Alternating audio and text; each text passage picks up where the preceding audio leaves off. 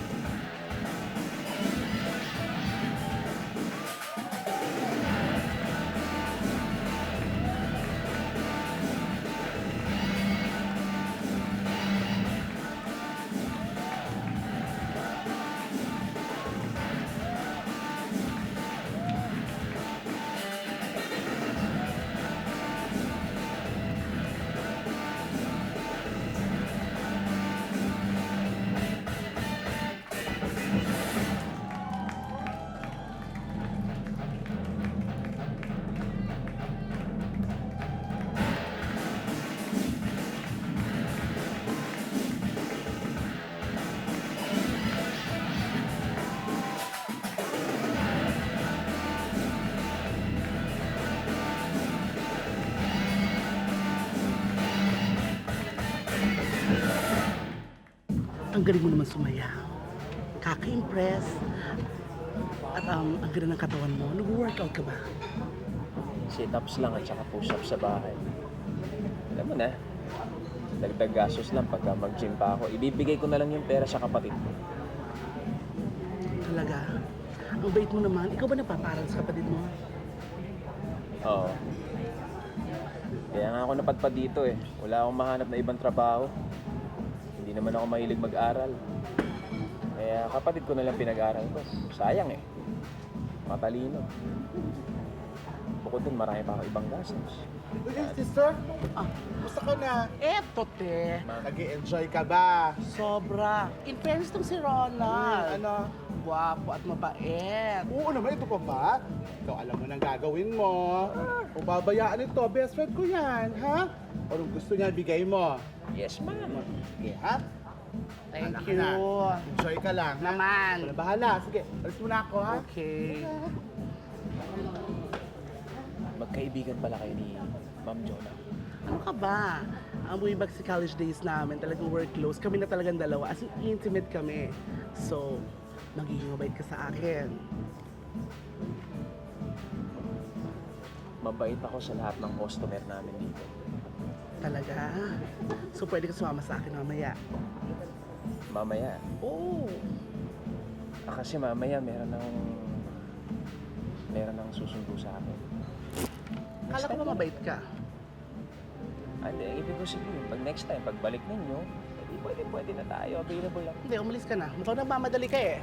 Hindi, ang ibig kong sabihin, mamaya Hindi, pa naman next ako time na alis. lang at next time na rin hindi kitang iti-table. Umalis ka na, Mamaya pa naman. okay? Hindi, sige na, sige na. Dahil sa uri ng kanyang trabaho, iba't ibang klase ng tao ang mga nakakasalamuhan ni Ronald.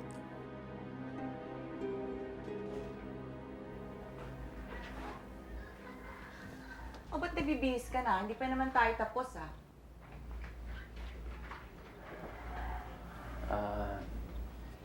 Kailangan ko na kasi umuwi, baka pumasok na sa eskwelahan yung kapatid ko, hindi ko na maabutan, ibibigay ko pa yung allowance niya. Alam mo, napapansin ko, tuwing magkasama tayo nitong mga huli, parang hindi ka mapakali, tsaka lagi kang nagmamadali. Ano ba ang problema, ha? Meron ka na bang girlfriend?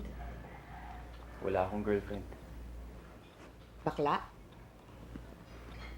Hindi ako ganun. So, ibig sabihin pang matrona ka lang tulad ko. Huwag mo lang ako hahawahan ng sakit, ha? Malinis ako, alam mo yun. Malinis ka? Meron bang malinis na macho dancer? Pero bakit nga parang hindi ka matahimik pagkasama mo ako? Alam naman ng lahat na general yung mister mo. Kinakabahan lang ako, baka mamaya malaman niyo kung pinagagawa natin.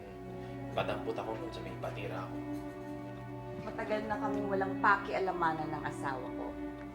Nang babae siya, nang lalaki ako, ganun na lang yun. So relax, my boy. Siya. Ito ang allowance para sa kapatid mo. And this one is a bonus for you.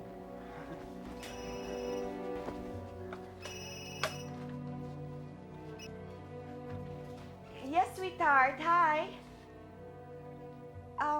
Andito ako kila Nancy, nagmamadyong pa. But I'll be home shortly. Yeah, sure. I love you, darling. Bye.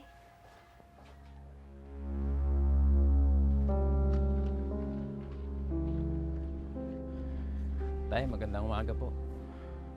Oh, dito na naman pala ang anak kong callboy. Anong ginagawa mo dito? Di ba sinabi ko sa'yo huwag ka na umuwi dito? At huwag ka na magbigay ng kahihiyan? Nandyan ho ba si Jeng? Hindi mo ba ako narinig? Umaalingasaw ang kababuyan mo? Kuya? Kuya, kamusta ka na? Ay, huwag ka lalapit dyan. Baka mahawa ka dyan. Umaalingasaw ang kababuyan yan. Hoy, narinig mo ba ako? Umalis ka na dito! Huwag mo na lang pansinin yan, kuya, si tatay. Lasing na naman kasi. Sige. Eto. Dinala ko lang yung allowance mo tsaka pang tuition mo. Ayusin mo pag-aaral mo, ha? Opo, kuya. Matataas nga po yung mga grades ko eh. Talaga? Opo. O, eto. Bigyan mo na rin kay Nay. Sabihin mo pandagdag gastos, ha? Salamat, kuya. Ha? Ano yan, pera? Ha? Pinagpalit mo ang kaluluwa mo dahil sa pera? Masusunog ka sa impyerno! Kinaiiyak kita. Callboy! Macho dancer! Nagbibenta ng katawan! Ng babakla! Kinaiiyak kita! Dapat pinatay na kita nung pinanganak eh.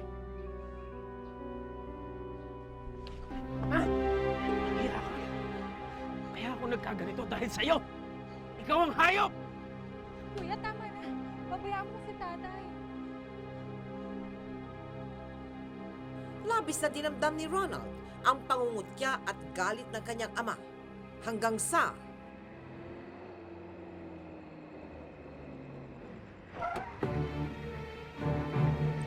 Teka, sino kayo? Wala nang tanong-tanong! Ay, pakawalan niyo ako! Anong kasalanan ko sa inyo? Wala akong kasalanan sa inyo! Sakay! Sakay!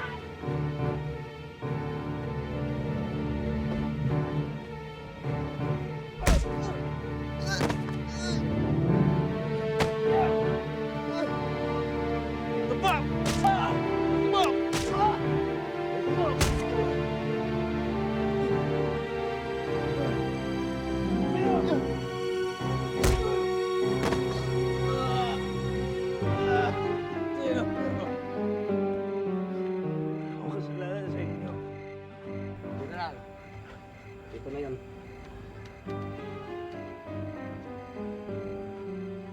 Ang lakas ng loob mo. Pati ako tinatalo mo. Ano? Masarap ba yung asawa ko?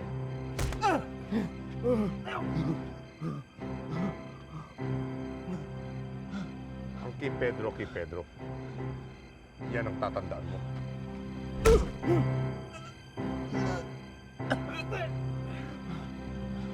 Sige. Pahirapan niyo ba yan? Ano ba yan ito?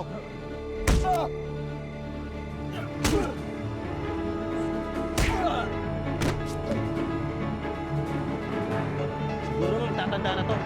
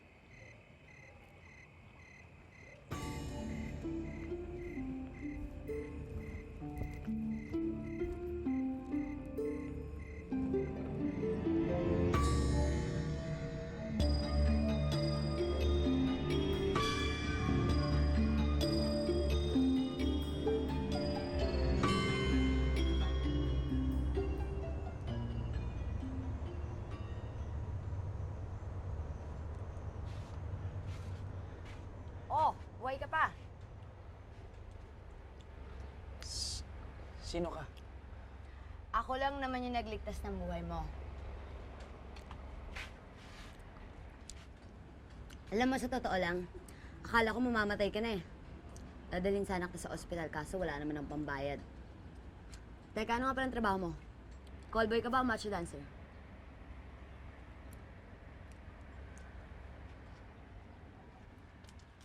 Bataan nga. Teka. Paano mo ba nalaman? Hello, obvious naman, no? Bakit ikaw? GRO ka, no? Hindi ba obvious? O, teka lang, ang tanong. Ano bang nangyari sa'yo? Sino magmasaya niyan?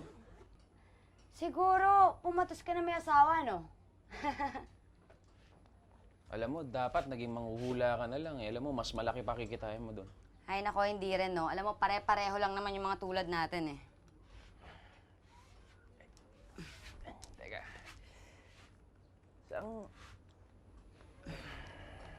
Saan club ka ba nagtatrabaho? Ako? Sa Quezon Ave, sa pinakasikat. Eh di laki ng kinikita mo ron. Hindi rin. Tama lang. Marami rin akong gastusin, eh. Tsaka pala mo nin. O paano, mauna na ako, ha? Mal-late pa ako, eh. Kung okay ka na, umalis ka na lang, ha? O baka naman magnakaw ka pa dito. Hindi. Sabagay, wala ka rin naman palang mananakaw, eh. Basta kung okay ka na, umalis ka na, meron pagkain dito, bumili ako. Ha? Una na ako, ah. Paano bahala dito? Oh, paano, Pogi? Sige, ah. Mula noong gabing iyon, naging magkaibigan sina Ronald at Elaine. Ay, makauwi na tayo? Pagod na.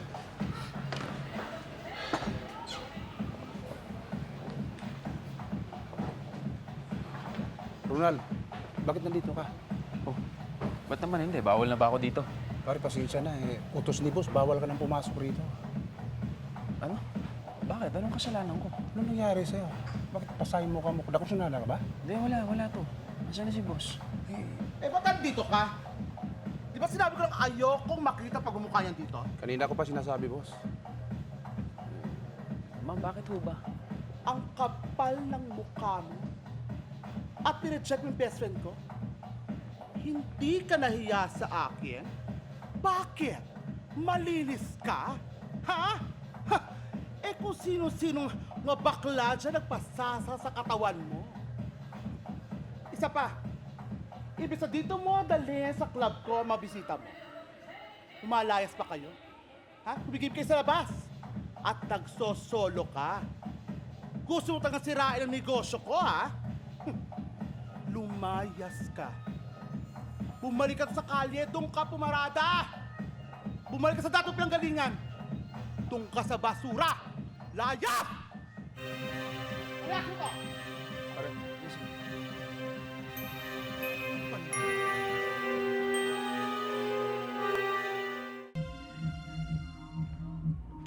Girls, una na ako, ah. Bukas. Bye. Psst! Hoy! Halika na dito. Anong ginagawa mo ba dyan? Ba't parang ang lalim-lalim naman ang iniisip mo? Wala. Uwian na ba kayo? Alam mo, ikaw ang hilig mo magtanong ng obvious na tanong, no? Ikaw, pumasok ka ba? Wala na akong trabaho. Tinanggal na ako sa club. Ganon? Ano ibig mo sabihin? Kailangan natin mag-celebrate dahil graduate ka na sa pagbenta mo ng laman, ganon? Alam mo, ikaw ang kulit mo rin, ano? Eh, leche naman eh. Eh, kung magdadrama ako, eh di nagpakamatay na ako. Teka, kumain ka na ba? Gutom na nga ako eh. Kaso nga lang, wala akong pambili ng pagkain. Alam mo, huwag kang mag-alala. Akong bahala sa'yo, ha? Gumimik naman ako kanina, so maraming dato. Tara. Tara. Oh, huwag mo naman sabihin sa akin ngayon ka pa nahiya. Eh, binilid na natin yung katawan natin sa buong mundo, no? Halika na! Halika na, halika na. Halika na! Sigurado Sa ka, ikalawang pagkakataon, muling sinagip ni Elaine si Ronald mula sa pag-iisa at matinding kalungkutan. sanay naman ako sa turo-turo ah. Kasi baka naman nakakahiya sa'yo, di ba? Kasi baka sa mga sosyal na kainan ka dinadala ng mga customer mo. Sobra ka naman. Iniisip mo na lang palagi, bading customer ko, tsaka mga matrona. Bakit ikaw? Yung mga DOM mo. Hoy, hindi ako nagpapa-take out, no? At hindi ako pumapatos ng DOM. Mayayamang bata lang ang customer ko. Kain ka na. Neka, paano ka ba napasok sa gantong trabaho? As usual, binubugbog ako ng kuya ko. May kaya kami dati. Naghirap. Alam mo, ayoko na magkwento, baka maiyak ako. Hindi bagay sa akin. Ikaw na lang, paano ba? Wala, ganun din. Dahil din sa kahirapan, at yun, bugbog sarado rin ako dun sa lasenggo kong tatay. Pare-pareho lang naman yung buhay ng tao, di ba? Minsan sasabihin nila, bakit di tayo maghanap ng matirong trabaho? Alam mo, sagutin mo nga yung tanong na yun. Ako, sinubukan ko naman eh. Pero mahirap talaga. Tsaka yung sweldo, ako, napakaliit. Hindi talaga magkakasya sa'yo. Tsaka ang hirap na, lalo na kung contractual ka. Naku, tuwing 6 na buwan, kailangan mo maghanap ng bagong trabaho. Ang hirap nun, ha? Bakit ikaw? Kung gusto nila akong tumigil sa trabaho ko, eh di bigyan nila ako ng matirong trabaho, di ba? Kung wala naman, pwede ba? Manahimik na lang sila. Huwag na sila magpakamoral. Huwag na silang maraming tanong, di ba?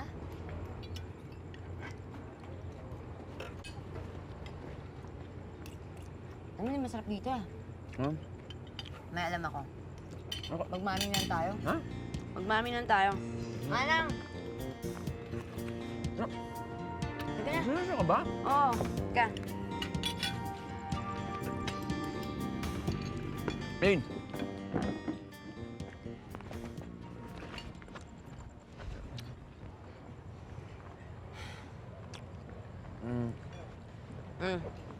Rain, Oh. Ano? masaya ka ba sa ginagawa mo? Masaya?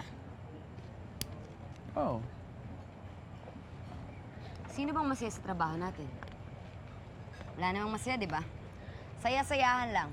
Kung meron mang masaya, siguro dahil sabog, di ba? Masaya malabo eh. Siniisip lang natin, pantawid lang to. Para makaipon tayo. Pero ang isipin natin, baon pa rin naman tayo sa utang, di ba? Baon sa utang, baon sa kasalanan. Tapos habang buhay na tayong ganito, kung matatapos man tayo, hindi dahil sa gusto natin. Dahil ayaw na nila sa atin dahil laspag na tayo. Eh, ano naman ang plano mo?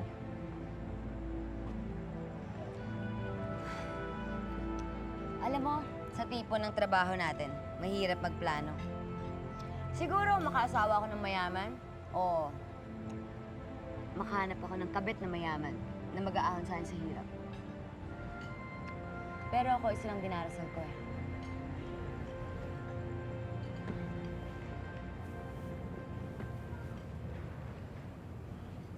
Ano naman yung dinarasal mo? Na siya na lang bahalang umalis sa akin dito. Alam mo ako, di ba, nagsiselebrate tayo ngayon. Dahil nga, mag-graduate na ako sa mga ganyang bagay. Kaya sabi mo. Pero sa totoo lang, hindi ko pa nga rin alam kung anong gagawin ko ngayon. Ayos yan. Para sa ating walang kinabukasan, para sa ating walang kasiguruhan.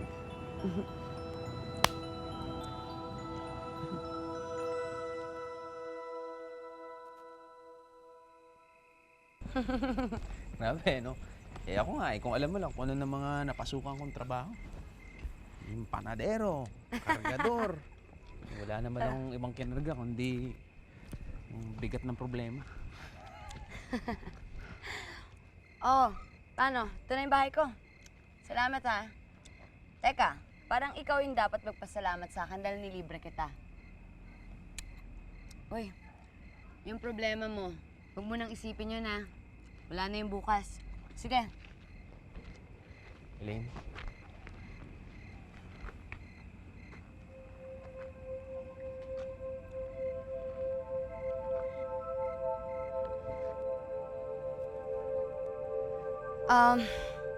Good night kiss lang, di ba?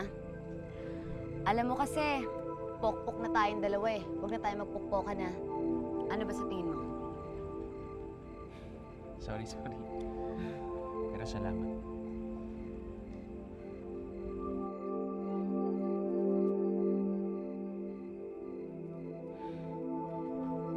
Sige.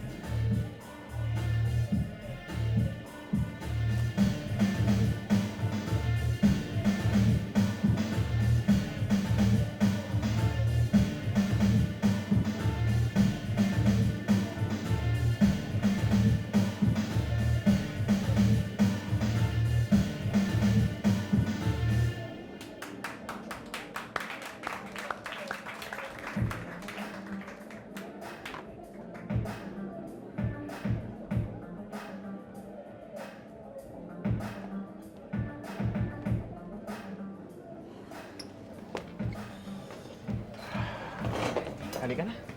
Ano, halika na. Alam mo yun. Ayoko. Anong ayaw mo? Halika na, bitin to. Ano ba? Wala ka sa mood ngayon, no?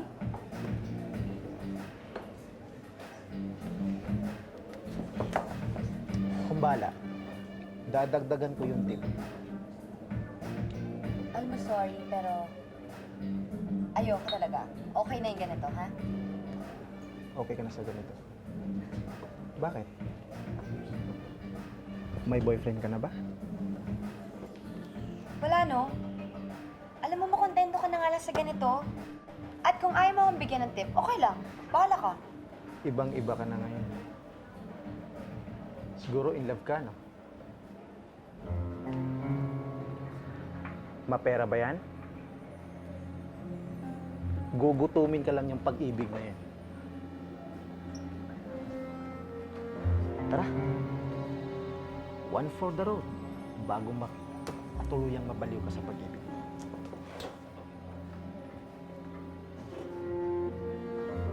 Diba? Bitawan mo ako.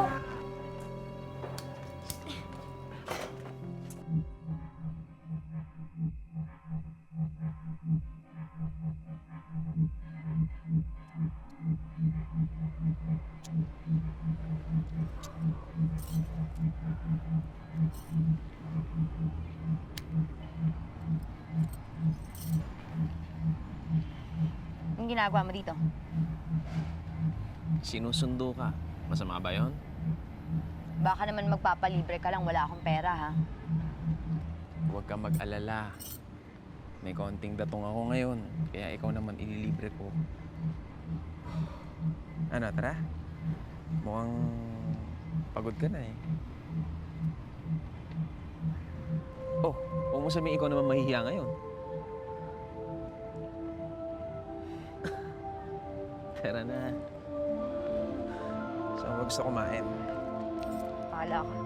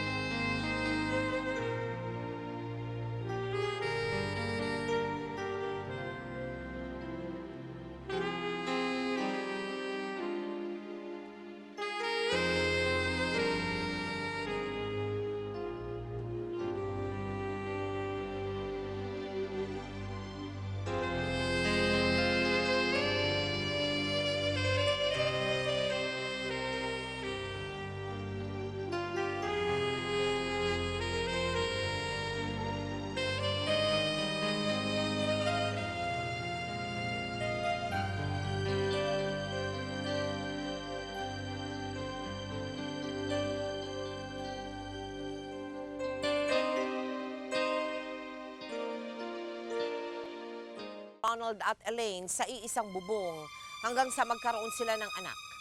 Subalit gaya ng inaasahan, hindi magiging madali para sa kanila ang lahat. Lalo pat meron na sila ngayong isang munting pamilya. Bakit parang basang-basa ka ata? Hindi, kasi tradisyon na dun sa fast food na pinagtatrabahoan ko na pagka end of contract ka na, babasain ka. Ang loko-loko nga yung mga yun eh. Pinagtripan ako, pati soft drinks, binuho sa akin. Palit lang Kumain ako. ka na. Endo na ako. Kailangan ko na maghanap ng bagong mapapasukan. Bakit ba ganun? Pagka ganito tayo, hindi tayo makaipon. Ronald, may offer ako eh. Japan daw. Ano kaya sa tingin mo? Ano? Eh, di ba meron tayong kasunduang dalawa na walang kahit sino man sa atin yung babalik sa ganung trabaho? Pero Ronald, kailangan natin ng pera. Hindi tayo pwede habang buhay yung ganito na lang. Tsaka ano bang tingin mo gagawin ko? Magpapang ako doon? Kung ganun ang gagawin ko, di sana, dito pa lang ginawa ko na. Ano ka ba? Wala ka magtiwala sa akin?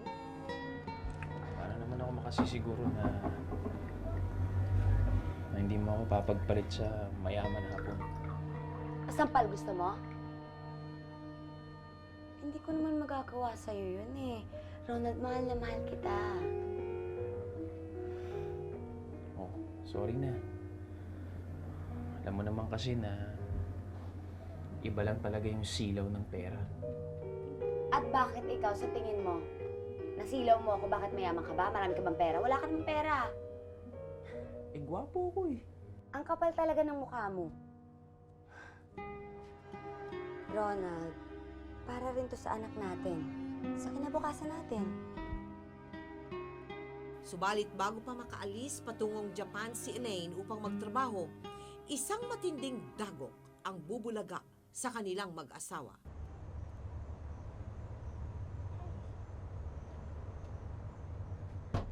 Ronald, bakit? Ano nangyari kay Oran? Kanya pa mataas na lagnat niya. Meron pa siya mga pulang marka sa katawan. O, tingnan mo, oh. Ginawa ko na nga lahat, pero lalo lang lumalala. Hindi bumababa yung lagdan dyan, tsaka yung temperature niya. Lalo tumataas. Dalhin natin siya sa ospital. Ana.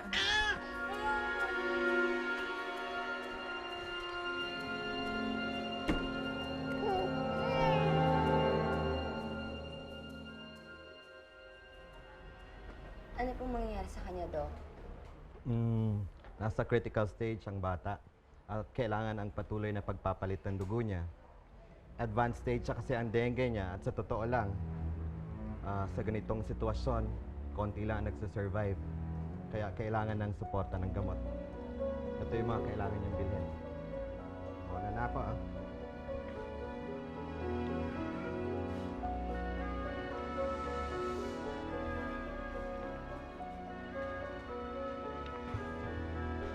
Ang dami-dami nito, ah. Saan tayo kukuha ng pambili nito? Hindi malaman ng mag-asawa kung saan kukuha ng panustos sa pagpapaospital ng kanilang anak. Walang gulo, ha? Okay, Chef. Sige. Sige, sige.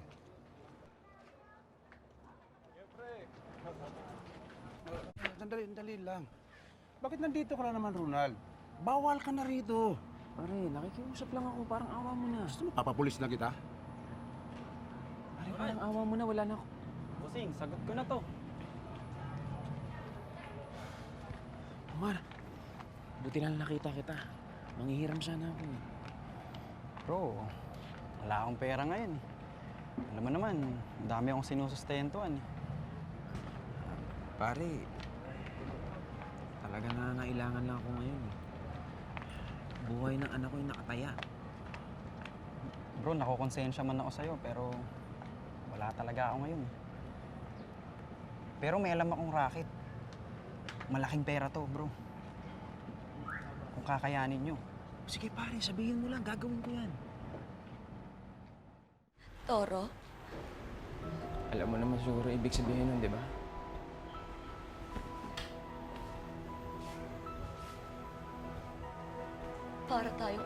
pinapanood ng maraming tao. Para tayong laruan na susunod sa lahat ng gusto nila. Ronald, masahol pa sa ginagawa natin noon. Ayoko na bumalik doon.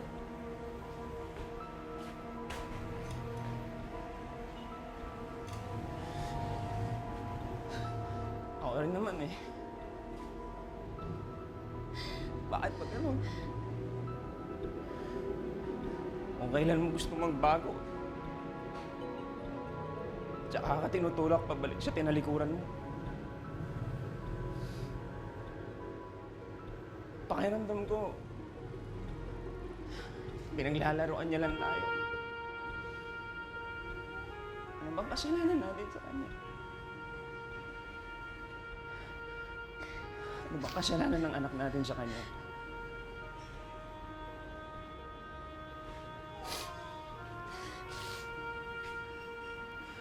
Ronald, wala tayong kasalanan. Kasalanan ng bumubuhay sa atin.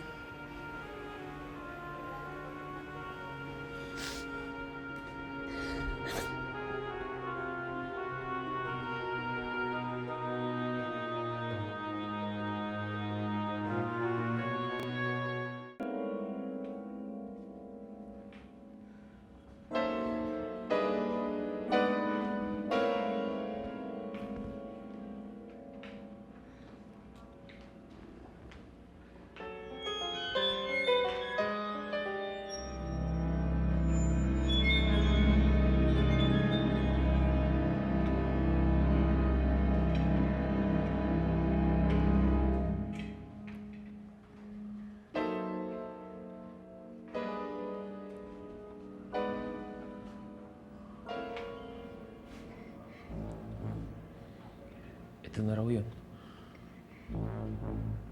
Ronald, hindi ko ata kaya eh.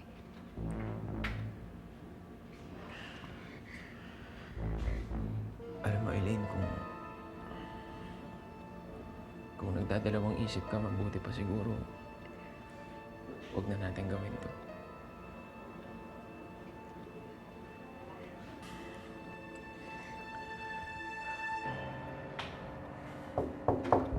Oh bro, hindi pa namin kayo inaantay eh.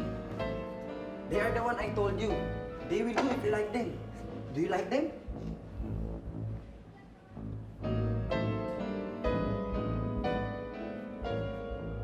Hi. それは大好きです。 Okay, thank you, thank you. Okay bro, gusto ko kayo. Kayo nang bahala ah.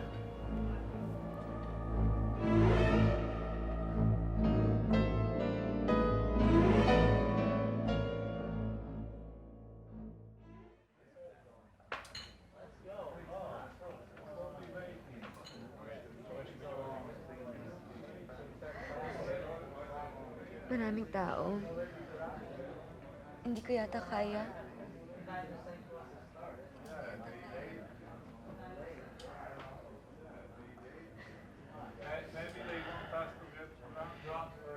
Isipin mo na lang na tayong dalawa lang ang nasa kwarto. Higit sa lahat. Para naman to sa anak natin.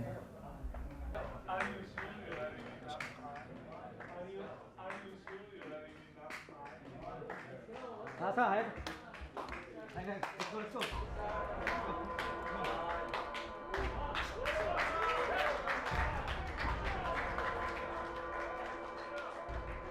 Bagamat labag sa kanilang kalooban, napilitang pumayag ang mag-asawa upang maisalba ang buhay ng kanilang anak.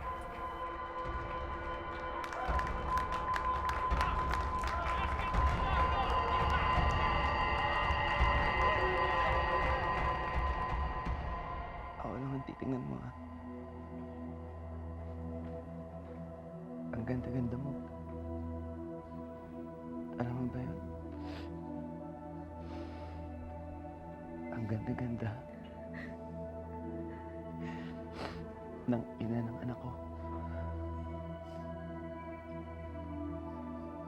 I love you.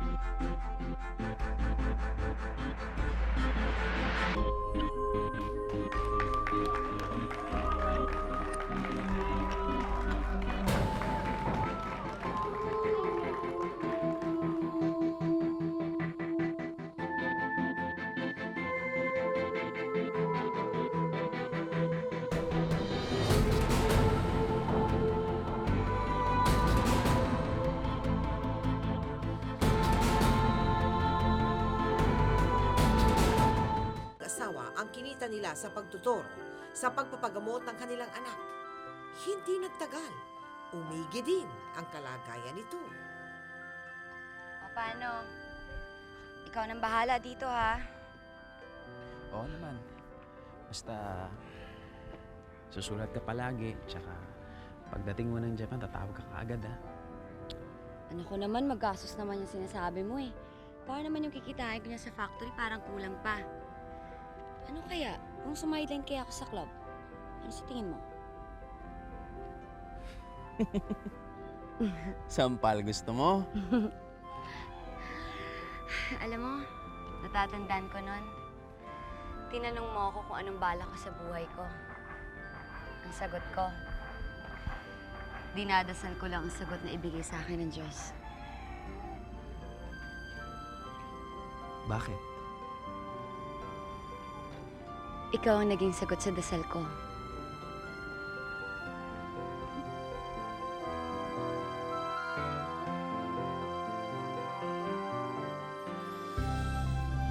Uy, Ronald, pasensya ka na kasi ano mo ngayon lang ako magkakaroon ng pagkakataon na makapag-interview no, ng isang lalaki na umaamin na siya ay nakapagtrabaho bilang isang callboy. Tama ba? Ang tawag ba sa ganyan, callboy? Macho dancer. Macho dancer. Pag tinitignan mo yung nakalipas mo, ano yung talagang, yung miski ikaw nasusuklam ka sa sarili mo, ba't ko ba nagawa yun? Yung ganong tipong karanasan. Yung nakipagturo ko sa asawa ko. Pagsasayaw ko na rin po. Ngayon, napapangitan ka na ngayon. Bakit? Kasi sa mga karanasan ko, sa gay, sa mga may edad na, di ba? Nagkaroon ka rin ng, ng relasyon, gano'n. Sa may edad na babae, gano'ng kaedad? Malayo. As in, ilang taong ka nun? 18 or 19. Oh, ngayon yung babae, 50 plus. ka ba nalilito sa damdamin mo, no? Kung alin yung pag-ibig at alin yung ginagawa mo lang dahil hanap buhay mo. Nakakalito. Nakakalito, no? Pero kung magkakapamilya, mas pipiliin ko talaga pamilya ko kasi pag-ibig talaga. Bakit pinayagan mo si Mrs. na mag-abroad? Para na rin po sa amin po. Para na rin po sa anak namin.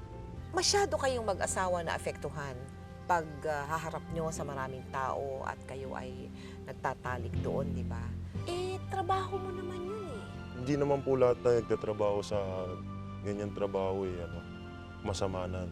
Di ba po? Nasa tao yan, nasa limit nila. Ang limit ninyo yun, na hindi nyo gagawin yun. Opo. Tinulak lang kayong gumawa ng ganon dahil sa... Anak ko po. Anong aral ang mapupulot sa buhay mo? Sa buhay ninyong mag-asawa? Kung paano magsakripisyo rin sa pamilya kahit ano gagawin. Mayangat lang ang pamilya. Kamusta na ngayon relasyon ninyo ng mga magulang mo? Siyempre, childhood po, kabataan. Hindi ako nakikinig sa magulang. Sa ngayon... Ngayon, magulang ka na. Oo. Oh. Naintindihan ko sila. Ronald, maraming salamat. Maraming At binigyan mo kami ng pagkakataon na gamitin ang kwento ninyong mag-asawa para kapulutan ng aral at inspirasyon ng ating mga televiewers. Tita Mel, maraming salamat po sa GMA at sa inyo na rin po. Lalong-lalo na sa magpakailan. Good luck sa iyo, good luck sa misis mo, at good luck sa inyong pamilya. Sa kasalukuyan, nagtatrabaho pa rin si Elaine sa Japan bilang isang domestic helper. At dahil dito, nakapagpundar sila ng isang talyer at isang gym na siyang pinagkakaabalahan ni Ronald maliban sa pagpapalaki sa kanilang mga anak. Malaki ang pasasalamat nila sa poong may kapal dahil biniyayaan sila ng lakas at tibay ng loob upang makabangon mula sa pagkakalugmok sa isang madilim at mapait na nakaraan. Ako po si Mel Tiangco at ito ang kwento ng bawat isa sa atin. Ngayon, bukas at magpakailanman. Magpakailanman, hindi magbabago ang sinisigaw nitong aking puso. Magpakailanman